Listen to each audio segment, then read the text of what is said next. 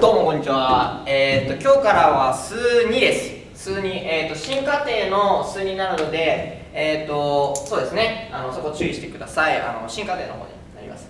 で、今日は、3次式の展開因数分解というのを扱っていきたいと思います。はい、それで皆さんは数学1の分野で、2乗の展開っていうのをやりましたね。例えばa プラス b の2乗であったりっていう、そういう部分の展開をやったことがあると思います。はい、展開をね。そうで、その展開は、公式にのっとってね、すぐできたものだと思います。例えばこれであれば a の2乗プラス 2ab プラス b の2乗っていう形で、すぐ因数分展開ができたと思います。で、今回はこの部分が2に対して3だよと。で、プラスもう2つぐらい因数分解、展開のね、方式をプラスしたものを紹介していこうというふうに思います。はい。ね。ここが2で。ゆくゆくはここがね、2じゃなくてね、3、4、5っていう N とか大きくなってるんですかね。はい。で、いきます。はい、展開公式と。A たす B の3乗、A 引く B の3乗というのがあります。はい。A たす B、A 引く B の3乗と。で、3乗の式は、もちろんこの3っていうことはね、さっき2乗の時に、2が係数だったように3が係数になってきます。はい。で、これを展開するとどうなるかというと、まず A たす B の3乗は A の3乗プラス 3A2 乗 B 3AB 次乗 B3 乗と、こういった感じの式になります。 A3 乗 3AB 次乗 3A 次乗 B 3AB 次乗 B3 乗と、こういう式になりますね。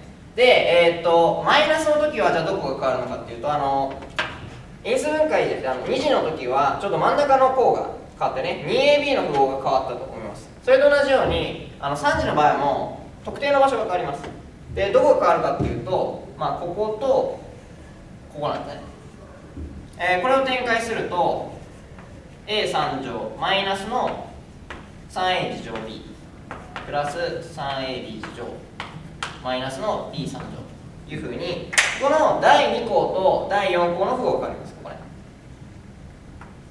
ここ注意してください。ね、第2項と第4項の符号が変わるよ。こういうことです。で、次3番目4番目ですね。A たす B、A の2乗マイナス AB プラス B 2乗。これ初めて見ますね。これ。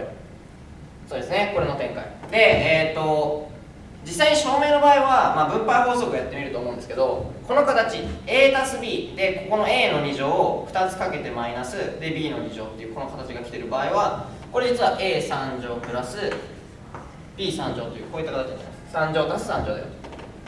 で、こっちの場合、ここがマイナスになった場合はどこが変わるか、ここがプラスになった場合はどこが変わるかっていうと、ここの符号があります。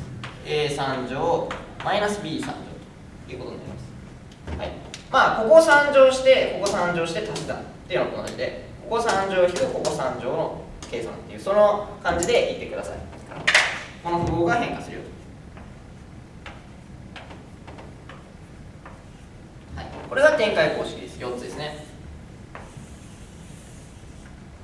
この上2つと下2つ混同してしまう人いるんで、ここ別々でちゃんと覚えてくださいね。ここはA たす B の3乗で、こっちは展開した結果3乗足す3乗っていうことになってるね。はい、じゃあこちらに行きましょう。例題ですね。この公式を使って、式を展開していきます。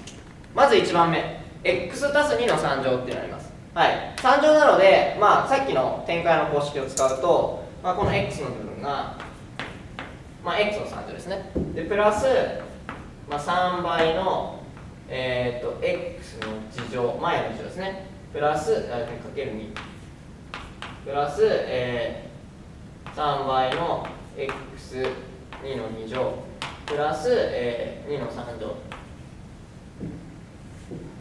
こういった形になります。で、それぞれの式をまとめます。3倍の2、3×2 なので6だね。この部分が 6x 次乗で、ここの部分が2にが4で4、3、12なんで 12x で、ここ8ですね。ということで、ちっちゃいやつを書きますと x の3乗プラス 6x 次乗プラス 12x プラス8といったこういった形になります。はい。いいですか？